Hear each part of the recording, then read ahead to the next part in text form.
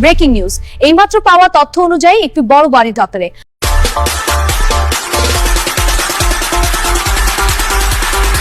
সুনামগঞ্জের জগন্নাথপুর উপজেলার ৯ নং পাইলগাঁও ৩ নং ওয়ার্ডে চটি-আটি মোহাম্মদ আতা রহমান সাহেবের বাড়িতে আগুন লেগে একটি গড় পুড়ে ছাই।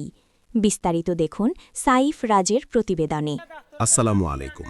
আমি এই মুহূর্তে আছি ৯ নং পাইলগাঁও ৩ নং ওয়ার্ডে।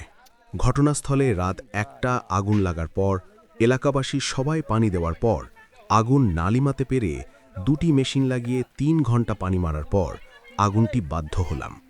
কেউ কেউ বলছে আগুনটি ইচ্ছে করে লাগানো হয়েছে, আবার কেউ কেউ বলতেছে হয়তো এমনিতেই লেগে গেছে। তো আমরা চারিদিকে ঘুরে দেখলাম এখানে আগুন এমনিতেই লাগার কথা না। ঘরটি রাস্তা থেকে অনেক দূরে। আমরা দেখে যতটুকু মনে হলো এটা কেউ ইচ্ছে করে লাগিয়েছে।